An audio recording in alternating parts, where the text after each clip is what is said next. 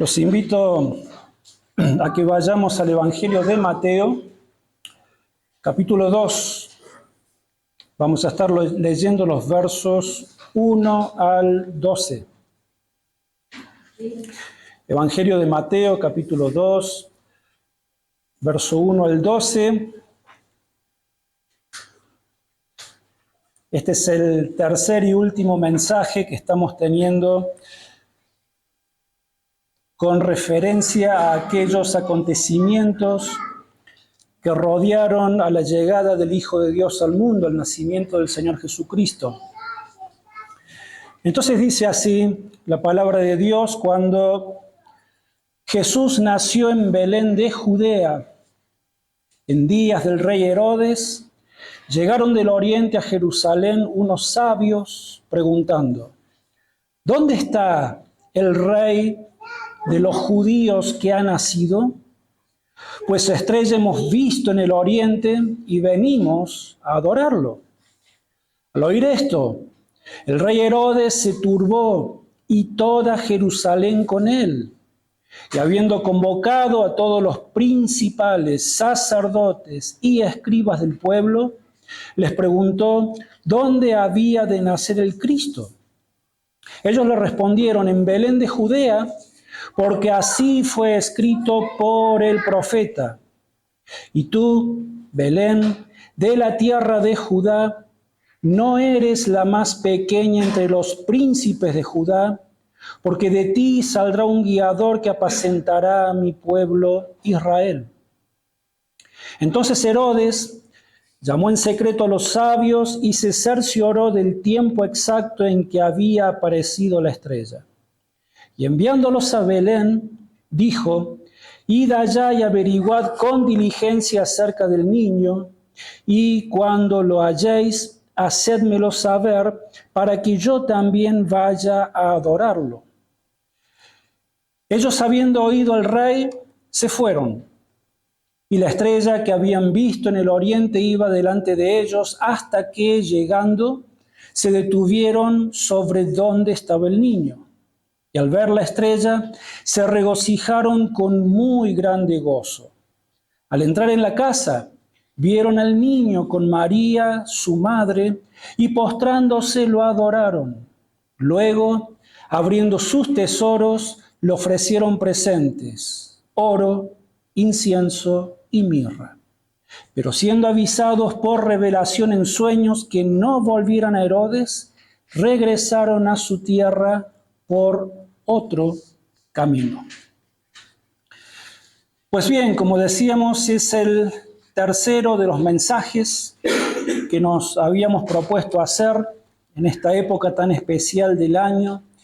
En el primer mensaje que vimos de los anteriores, estuvimos hablando acerca de la genealogía del Señor Jesucristo, si se acuerdan de eso, y veíamos de que la genealogía, esa lista de nombres raros y todas esas cosas, es mucho más que eso. Podíamos ver de que es mucho más que una lista aburrida de nombres antiguos, sino que se trata de lo que en realidad se trata toda la palabra de Dios. Y también de lo que hemos estado expresando en estas hermosas alabanzas que acabamos de cantar al Señor. Hemos estado hablando acerca de su gracia, de esa gracia tan pero tan abundante que fluye desde el mismo trono y desde el mismo corazón de Dios. De eso se trata toda la palabra de Dios, y se trataba en especial esta genealogía. Es un hermoso testimonio de la gracia de Dios y de la obra redentora de su Hijo, el Señor Jesucristo.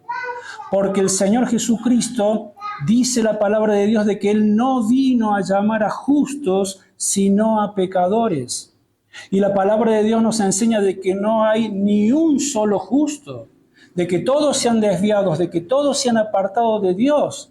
Entonces Dios envió a su Hijo para llamar a todo el mundo. Si Jesús entonces, en su misericordia, si Dios en su gracia decidió llamar a estos pecadores que formaron parte de la descendencia del Señor Jesús, que figuran allí en aquella genealogía, hombres y mujeres pecadores como vimos, Dios en su gracia los llamó para que fueran los antepasados del Señor Jesucristo, pues entonces concluíamos en que no debe sorprendernos que esa maravillosa gracia de Dios, por medio de esa gracia, Él siga llamando aún a todos aquellos pecadores, hombres y mujeres, que quieran ser parte de su reino eterno.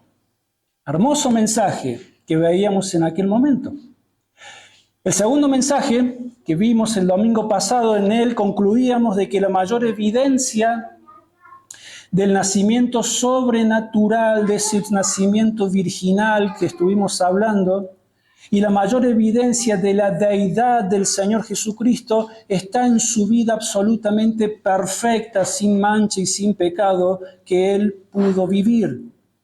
Él es el único que podía vivir la vida que ninguno de nosotros podemos llegar a vivir. Una vida absolutamente santa y sin pecado. Jesús la vivió por ser hombre y por ser Dios. Y esa es la razón por la cual también es el único sacrificio que Dios Padre ha aceptado como pago por causa de nuestros pecados. Entonces decíamos que ese es el mensaje completo de la Navidad. El mensaje de la Navidad no es solamente de que un niño llamado Jesús nació en un pesebre, sino que el mensaje completo es de que ese niño, ese santo Hijo de Dios, que nació y vivió una vida absolutamente perfecta con el fin y con el propósito de al final morir en una cruz, para ofrecerse como sacrificio perfecto por nuestros pecados. Y la evidencia de que Dios Padre aceptó absolutamente ese sacrificio está en que al tercer día el Señor Jesucristo se levanta de entre los muertos. Y este es el mensaje de la Navidad, y este es el mensaje que debe dominar nuestros pensamientos y nuestros corazones cuando nos reunimos en familia, con amigos, para celebrar la Navidad. Es el mensaje que debe dominar nuestros pensamientos y nuestros corazones cada día del año. Si hubo festejos, comida, regalos, etcétera, todo lo que ocurre en esta época, pero nuestro ser no estuvo completamente absorto en esta gloriosa verdad, entonces nuestra celebración no habrá tenido ningún sentido, ningún valor más allá de pensar en nosotros mismos, como lo vemos que pasa con tantas y tantas personas en este tiempo. Pero si nuestra alma, nuestro corazón han estado meditando en este gran acto de la misericordia, demostración de gracia de Dios para con los hombres, entonces nuestra celebración allí sí ha sido la correcta. Allí sí ha tenido sentido, no solamente para nosotros, sino sobre todo para Dios, porque esto es lo que Dios le agrada y habrá sido de bendición para nuestras vidas. Pues bien, habiendo visto entonces el verdadero significado de la venida de Dios al mundo, ahora queremos proponernos entender cuál es el verdadero significado de la visita de estos hombres tan pero tan especiales, de estos magos o de estos sabios, como dicen algunas versiones, que llegaron a la casa donde estaba el Señor Jesucristo siendo todavía apenas un bebé. Entonces continuamos viendo esta manifestación de esta gracia tan pero tan abundante de parte de Dios. Leíamos en los versos 1 al 2 recién de que cuando Jesús nació en Belén de Judea en días del rey Herodes, llegaron del oriente a Jerusalén unos sabios preguntando: ¿dónde está el rey de los judíos que ha nacido? Pues su estrella hemos visto en el oriente y venimos a adorarlo. Allí están. Ahora, ¿quiénes eran estos hombres? ¿Quiénes eran estos sabios, estos magos? Y no tenemos mucha información. Nadie puede saber con precisión quiénes eran estos magos. Tal vez sí nos conviene aclarar de que no eran magos en un sentido negativo, en el sentido como muchos sabían también, que eran hechiceros, que eran adivinos, ellos, o curanderos. Ellos no eran de este tipo. De hecho, sabemos de que Dios prohíbe este tipo de prácticas, Dios las condena. Estos eran sabios, magos, en el sentido de que ellos eran astrónomos, es decir, de que la profesión de ellos era la de entender el curso del tiempo a través del movimiento de los astros. Y de hecho, esto es algo que Dios sí lo estableció y Dios obviamente sí lo permitió. Si vemos en Génesis capítulo 1, allá bien al principio, Génesis capítulo 1, verso 14 al 16, nos cuenta cuál es el propósito por el cual Dios ha puesto los astros en el cielo. ¿Y qué dice? Génesis capítulo 1, verso 14 al 16, dice: dijo luego Dios: haya lumbreras en el firmamento de los cielos para separar el día de la noche, que sirvan de señales para las estaciones, los días y los años, y sean por lumbrera en el firmamento celeste para alumbrar sobre la tierra. Y fue así. E hizo Dios las dos grandes lumbreras, la lumbrera mayor para que señoreara en el día y la lumbrera menor para que señoreara en la noche, e hizo también las estrellas. Entonces, ¿con qué propósito? De alumbrar, por supuesto que sí, pero también para que sirvan de señales para las estaciones, los días y los años. Entonces no hay nada de malo en entender el curso del tiempo a través del movimiento de los astros. De hecho, no existe ninguna otra forma en la que nosotros podamos entender el curso del tiempo. Es por medio del movimiento de los planetas, las estrellas, etcétera, que se pueden diseñar con anticipación, ¿qué cosa? Los calendarios, y podemos organizar nuestras vidas por varios años por delante, ¿no es cierto? Todo esto es gracias a la astronomía. Lo que sí está mal, y vamos a leer en Deuteronomio en un instante, en el capítulo 4, lo que sí está mal y lo que Dios prohíbe es utilizar esta ciencia con el fin de predecir el futuro o el destino de los hombres. Eso sí está mal y Dios lo prohíbe.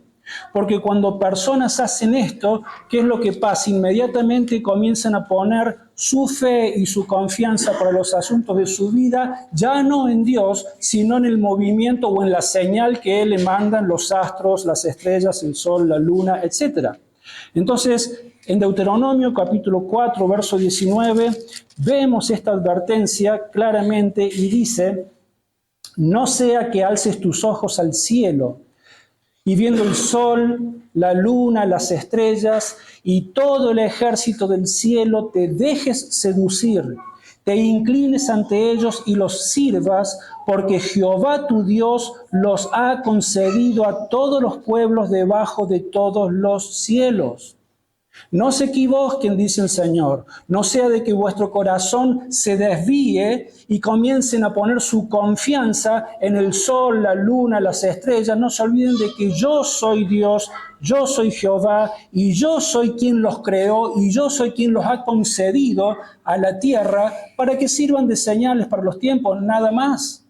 No deben postrarse ante ese tipo de cosas.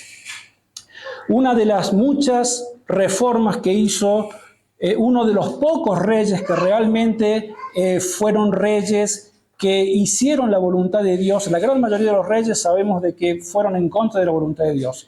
Pero Josías fue un hombre de Dios, fue un rey que temía a Dios. Y una de las reformas que hizo la vemos en el segundo libro de Reyes, capítulo 23, verso 5, yo se los leo. Fíjense lo que dice parte de la gran reforma que hizo Josías. Dice: después quitó a los sacerdotes idólatras que habían puesto los reyes de Judá para que quemaran incienso en los lugares altos de las ciudades de Judá y en los alrededores de Jerusalén, así como a los que quemaban incienso a Baal, al sol y a la luna, a los signos del zodíaco y a todo el ejército de los cielos. Quitó todo eso. prohibió todo eso el rey Josías. Los signos del zodíaco, que hasta nuestros días son tan vigentes. ¿Cuántas personas no ponen su confianza en el zodíaco? ¿Qué es lo que respondemos nosotros cuando te preguntan, che, ¿y cuándo naciste? Tal fecha. Ay, ¿de qué signo sos? ¿Qué respondemos los hijos de Dios? Claro. Exactamente. Exactamente. Y es una oportunidad grandiosa para predicarle de nuestro Dios. Yo soy cristiano. Mi fe está puesta en Dios, no en los signos del zodíaco. Bueno, la cosa es que no se sabe quiénes eran estos hombres. Tampoco sabemos cuántos eran. Si eran 2, eran 3, eran 6, eran 15, 20, no sabemos cuántos eran. Tampoco sabemos sus nombres. Tampoco nos dice la palabra de Dios de qué lugar exacto ellos venían. Sí nos dice que ellos venían desde Oriente, pero no se nos dice el lugar exacto. Ahora, ¿por qué la palabra de Dios guarda silencio en todas estas cosas? No lo sabemos, pero sencillamente es porque Dios no las considera imprescindibles para nuestro conocimiento y está bien, y nos conformamos con eso, e incluso esto nos puede llegar también a seguir meditando en esta preciosa gracia de Dios sobre la obra que Él está haciendo en toda la tierra. Porque al fin y al cabo lo que realmente nos importa de esta historia es la abundante enseñanza que nos deja y el ejemplo que nos deja para que nosotros podamos aplicarlo a nuestras vidas. Eso es lo que más importa en definitiva. Sin duda estos eran hombres de verdadera fe en Dios, si no, no hubiesen hecho nunca lo que hicieron. Y esta historia nos enseña de que puede haber hombres y mujeres, por supuesto, de Dios, que Dios está obrando en sus corazones, que Dios ha llegado de alguna manera con su palabra a estas personas en lugares que ni nos imaginamos, en lugares que ni nos imaginaríamos que puede Dios estar salvando personas allí. Porque ¿cómo es que recibieron estos hombres la información acerca de la profecía de que iba a nacer el Salvador? ¿Cómo recibieron esta información? No se sabe. Tal vez alguien que Dios envió en algún momento por esos lugares, al oriente, tal vez algún profeta. Bueno, sabemos que Daniel estuvo por aquella zona, ¿no es cierto?, en el exilio, junto con sus amigos, ¿se acuerdan? Mesac, Sadrach y Abednego, y creo que estuvimos hablando de ellos hace no sé tanto. Quizás por el testimonio de Daniel y sus amigos se conoció allá las profecías de las promesas que Dios tenía para su pueblo. Tal vez Dios se manifestó a ellos en sueños, porque vemos en el verso 12 de que en Mateo, lo que leímos recién, que siendo avisados por revelación en sueños que no volvieran a Herodes, regresaron a su tierra por otro camino. Quizás Dios se manifestó en sueños, no lo sabemos. No lo sabemos. Lo que sí sabemos es de que ellos sabían que el rey ya había nacido porque se había cumplido el tiempo. Y el Espíritu de Dios movió los corazones de estos hombres para que vinieran y le adorasen, y ellos respondieron al llamado de Dios. Esto es realmente glorioso. ¿Qué es lo que nos deja esto para empezar? Que nosotros debemos llevar la palabra de Dios a todas las partes donde el Señor, como iglesia, nos muestre que debemos llevar su palabra. Nuestros vecinos, barrios, lugares cercanos, lugares pueblos aledaños, provincias, no sé, donde el Señor nos muestre, nos hable, y aunque a nosotros nos parezca, pero Señor, tenemos que hacer semejante esfuerzo, semejante desafío para llevar tu palabra a lugares en donde andás a ver si van a escuchar el Evangelio, y la respuesta es sí. Cuando el Señor nos guía como iglesia, debemos ser sensibles a la palabra de Dios y llevarlo, porque en ese lugar donde menos nos pensamos, puede haber alguien en quien Dios esté obrando ese corazón y lo esté llamando para la salvación del mismo modo que lo hizo con estos hombres. Les voy a contar un testimonio que se me vino a la mente mientras trabajaba en este mensaje. Y cuando nosotros estuvimos como misioneros en el norte, en la provincia de Salta, en aquel pueblito que se llama Cachi,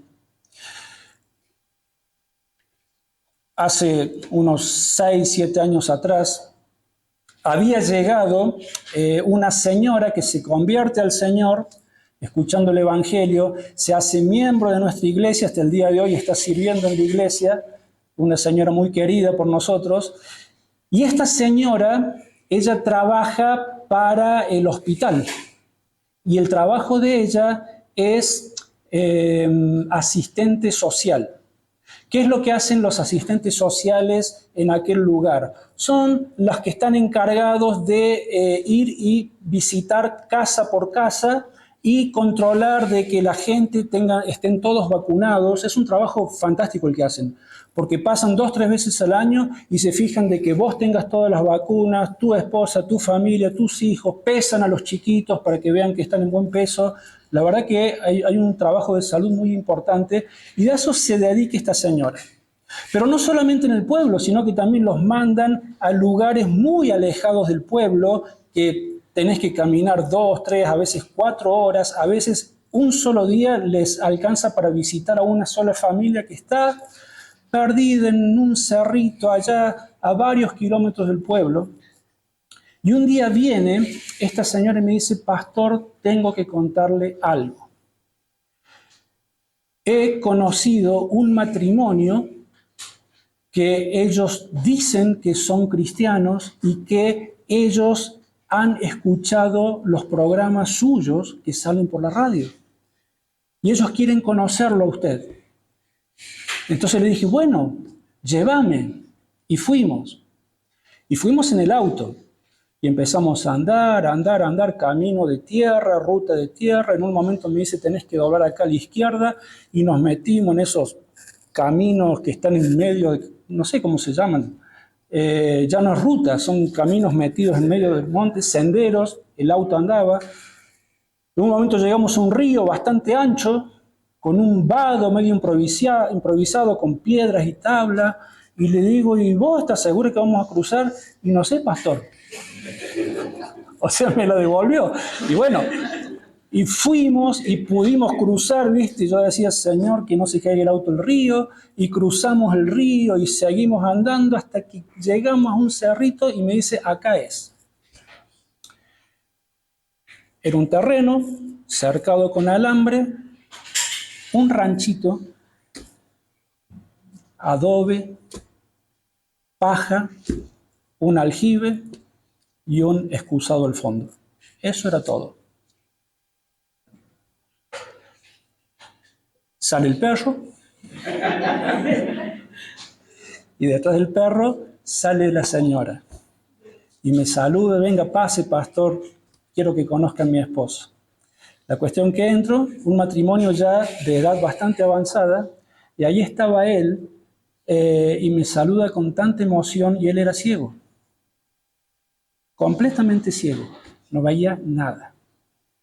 Y ahí estaban en su ranchito, piso de tierra, o sea, imagínense él, una vida de pobreza absoluta. 2 o 3 cabritas, vivían de la leche que le sacaban, el queso que hacían. Dice: pastor, estamos tan felices porque lo estamos escuchando usted por la radio. Y dice: y nosotros somos hijos de Dios. Y no sabíamos de que hubiese una iglesia y teníamos tanta necesidad de escuchar, así que estamos contentos, queremos conocer la iglesia. Bueno, les digo, por supuesto, no hay ningún problema, pero cuéntenme cómo es que conocieron al Señor. Hugo dice, hace muchos años, más de 15 años, tal vez más, yo todavía veía un poquito, me dice él, después se fue complicando cada vez más y quedó completamente ciego. Ni si pasó por acá un señor que trajo la película de Jesús. Y nos pasó la película y nos habló de Jesús. Y nos dejó una Biblia. Y nos dejó un folletito, mire, se lo muestro. Y sacó el folleto, que lo tenían dobladito, impecable, pero ya todo amarillo por los años. Y dice, y así nosotros conocimos al Señor. Y después no vino nunca más nadie. Y mi esposa me lee la Biblia, porque yo no veo nada. Y eso fue lo que pasó. Entonces, a partir de ahí, yo todos los domingos iba a buscarlos para llevarlos a la iglesia y después traerlos. Y en un momento ellos me dicen, pastor, nosotros no queremos ser una carga para usted. Entonces, para que usted no se venga hasta acá, nosotros lo vamos a esperar en la ruta. Así usted no tiene que cruzar el río, porque en época de deshielo crece mucho, no va a pasar el auto, es peligroso. Y le digo, ¿y ustedes cómo van a hacer? Usted no se preocupe, nosotros lo vamos a esperar en la ruta. ¿Sabes qué hacían? Se venían caminando desde su ranchito y se ponían bolsas de residuos, las de consorcio, superconsorcio, altas hasta la cintura, y con eso cruzaban el río para no mojarse. Y me esperaban en la ruta. Y yo los llevaba, disfrutaban de la reunión y volvían. La gracia de Dios es increíble. Dios obra en lugares que ni nos imaginamos, hermanos.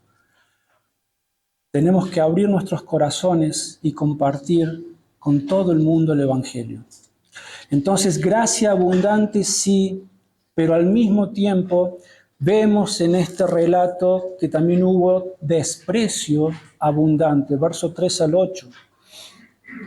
Al oír esto, el rey Herodes se turbó y toda Jerusalén con él.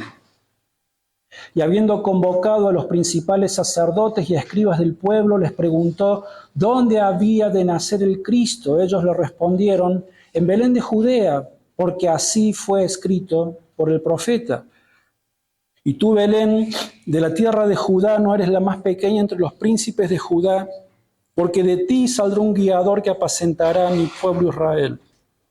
Entonces Herodes llamó en secreto a los sabios y se cercioró del tiempo exacto en que había aparecido la estrella, y enviándolos a Belén dijo, id allá y averiguar con diligencia acerca del niño, y cuando lo halléis, hacedmelo saber para que yo también vaya a adorarlo. Entonces, los sacerdotes de aquel tiempo, el mismo rey Herodes y toda Jerusalén sabían que Jesús iba a nacer en Belén. Sabían que el Mesías de Dios, el prometido de Dios, iba a nacer porque así lo decía la profecía, ellos mismos lo están diciendo. Y sin embargo Herodes le dice a los magos, cuando lo encuentren, háganme saber porque yo también quiero adorarlo. Mentiras. Porque el Evangelio de Lucas nos dice que él quería matarlo al Señor Jesucristo, porque venía a quitarle su trono. Herodes quería matarlo.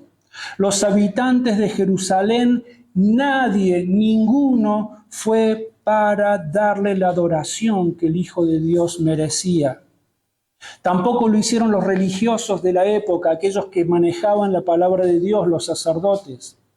¿Qué es lo que nos enseña la palabra de Dios? Que solamente dos grupos de personas fueron. Unos que nos cuenta Lucas, que fueron aquellos pastores que estaban, ¿se acuerda?, cuidando las vigilias de la noche, cuidando sus ovejitas y se le aparecieron los ángeles. Bueno, ellos vinieron a adorar al Señor Jesús y estos hombres. Nadie más. Vinieron a adorar y se apresuraron para adorar al Salvador.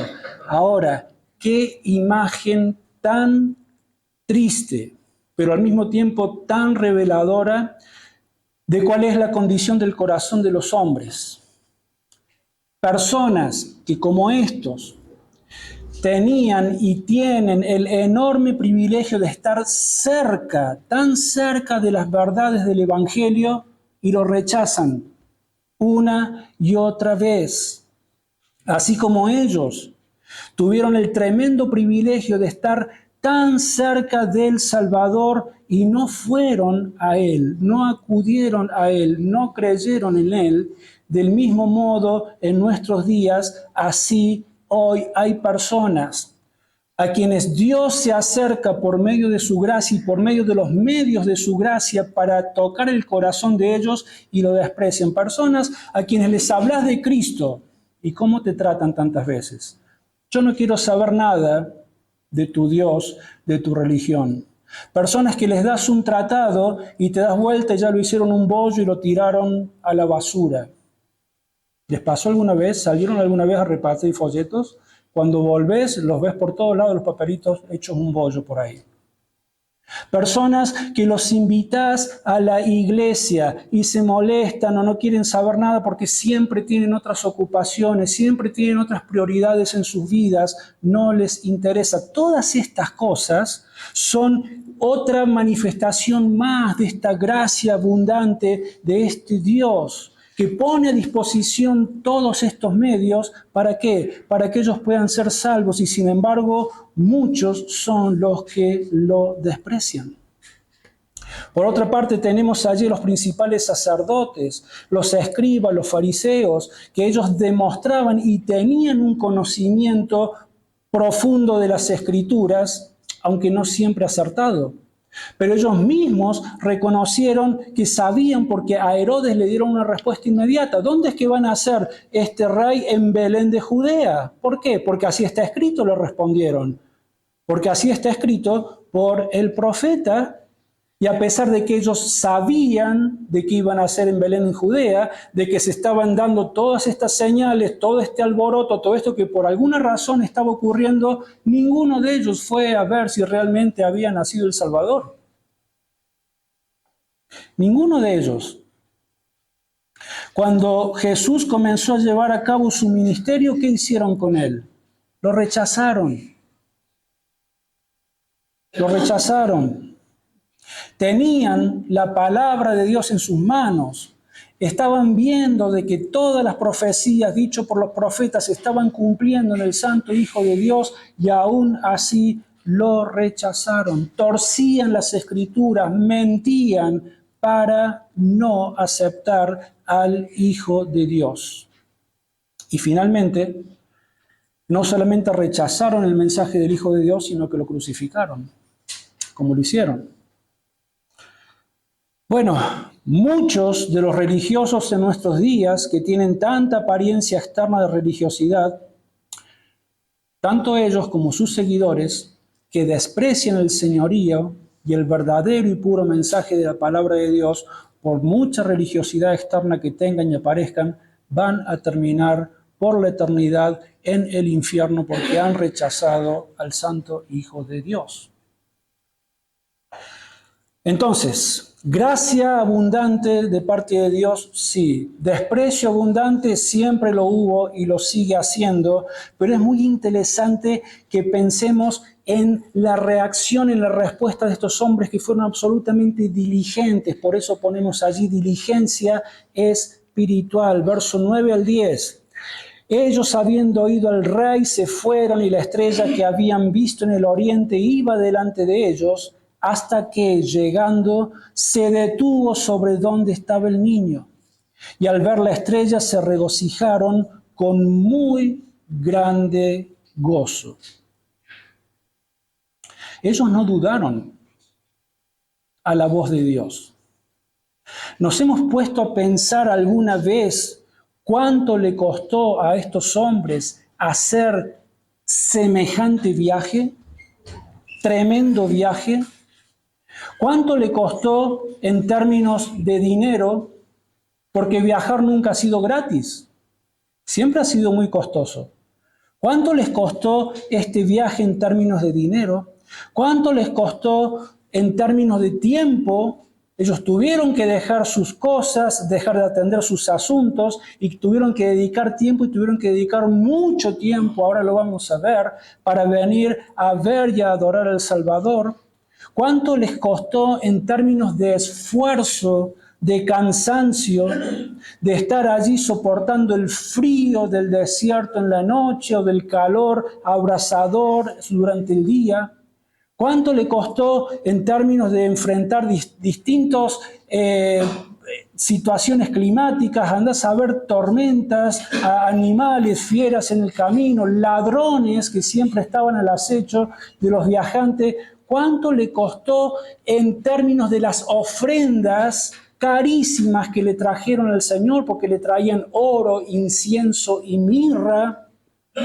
¿Cuánto le costó a ellos? Miren, no sabemos el lugar exacto, pero desde Oriente hasta Belén, aproximadamente, pueden haber, como no sabemos el lugar exacto, pero estamos hablando de unos entre 1.500 y 2.000 kilómetros de distancia. ¿En qué vinieron?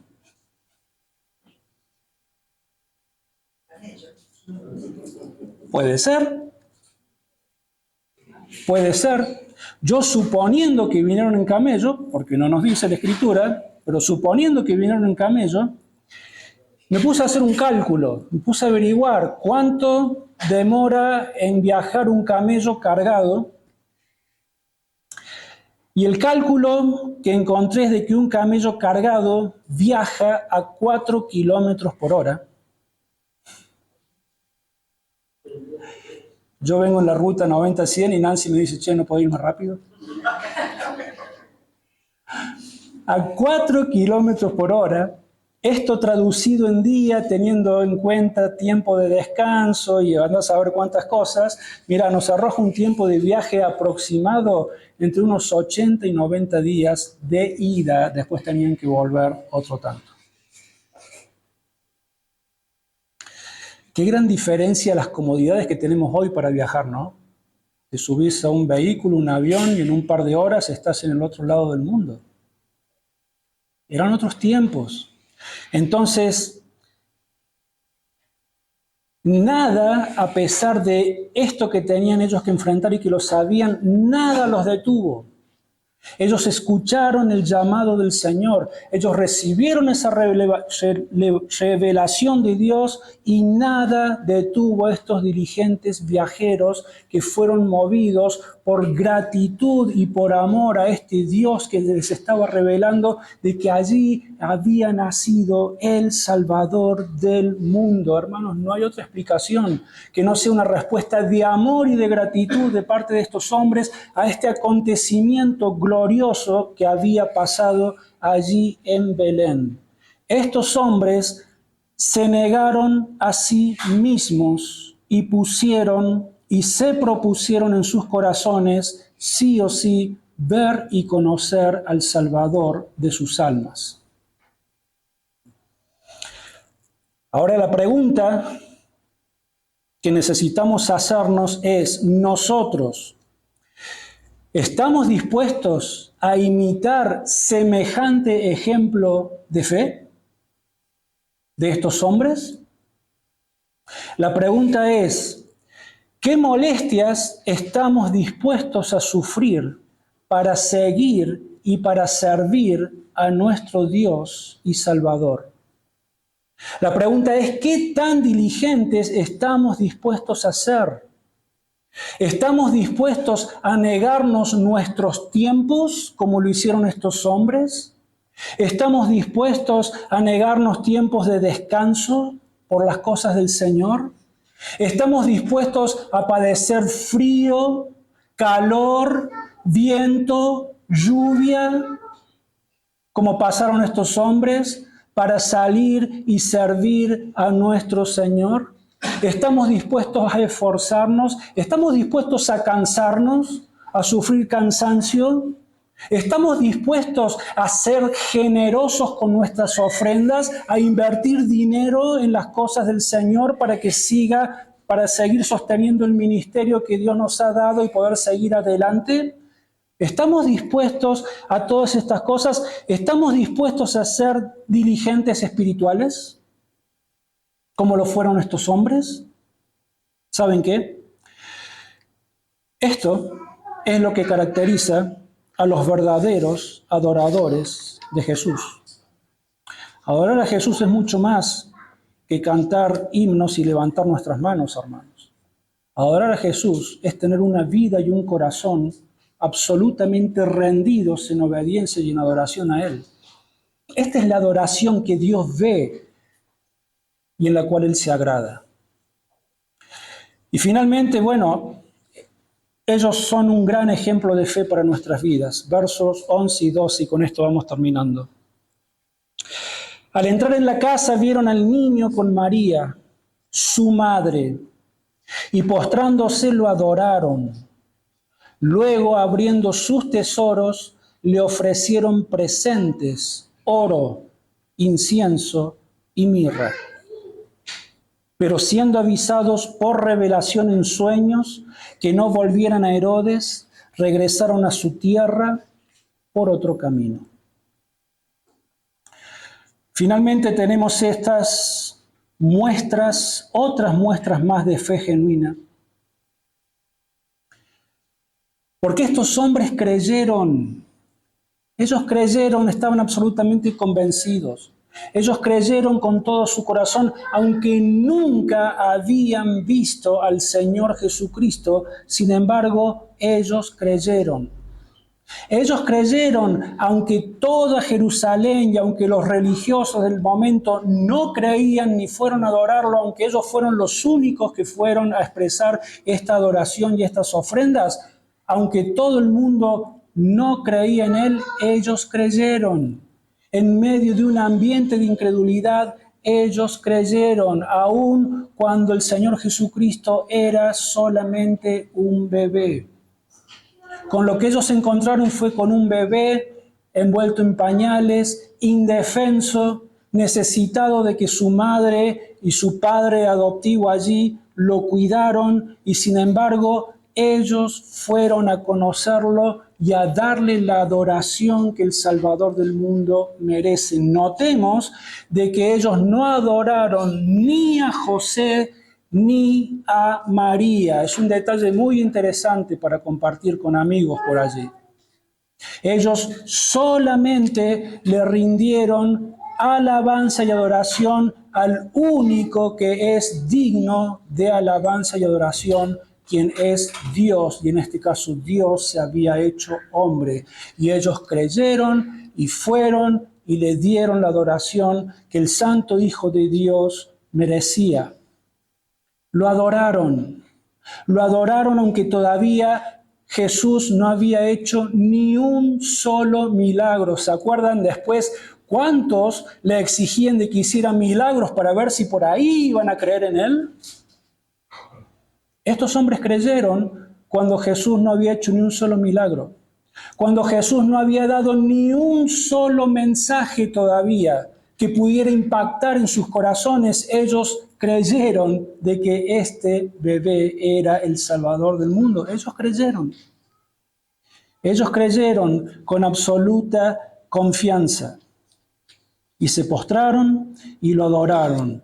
Hermanos, muy pocas veces vamos a ver tremendo tamaño de fe y ejemplo de fe y de servicio.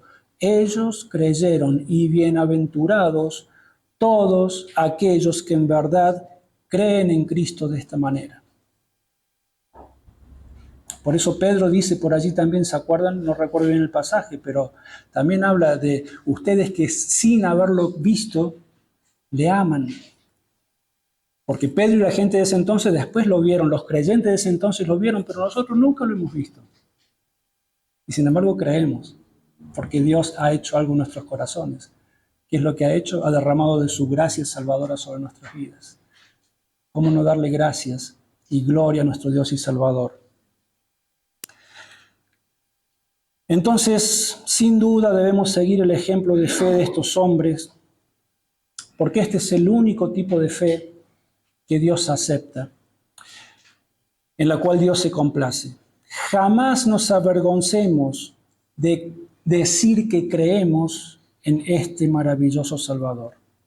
Jamás nos avergoncemos de confesar y de adorar y de seguir confiando en el Señor Jesucristo y de servir a nuestro Dios y Salvador. Porque esta es la verdadera adoración, esta es la vida cristiana, aunque muchos todavía lo rechacen, aunque muchos tuerzan su palabra y quieran hacernos creer de que Jesús no es Dios, o aunque muchos rebajen el nivel de su adoración y lo pongan al mismo nivel de otros seres que merecen adoración, son todas falsedades. Aunque el mundo se vaya detrás de sus ídolos y de su incredulidad, nosotros nunca nos avergoncemos de rendirle alabanza, servicio y adoración, aunque tengamos que dar todo lo que tenemos y todo lo que somos. Sigamos las pisadas y el maravilloso ejemplo de fe de estos magos, de estos sabios, que fueron verdaderos adoradores del Señor Jesús. Señor, te damos gracias, te adoramos, nos postramos ante ti, bendito Salvador. Señor, nuestros ojos nunca te han visto, pero creemos, Señor, con toda nuestra mente, con todo nuestro corazón, con aquella fe, Señor, que despertaste en nosotros y nos ayudaste a ver al glorioso Salvador, porque nos has ayudado a verte, nos has ayudado a creer en ti, y no solamente en tu nacimiento, sino también, Señor, en la muerte de aquella cruz, y que derramaste tu preciosa sangre para que en ese bendito sacrificio pudiéramos encontrar la limpieza y el perdón de nuestros pecados. Señor, te damos gracias, te adoramos, bendecimos, exaltamos tu grande y glorioso nombre, el único nombre que nos ha sido dejado, que es el nombre del Señor Jesús. Ante este bendito y glorioso nombre se postra nuestro corazón, se doblan nuestras rodillas y nuestros labios confiesan de que tú eres el Señor. Gracias por tanta gracia. Te adoramos, te amamos. Oramos en el precioso nombre del Señor Jesús. Amén. Al mundo paz nació Jesús, nació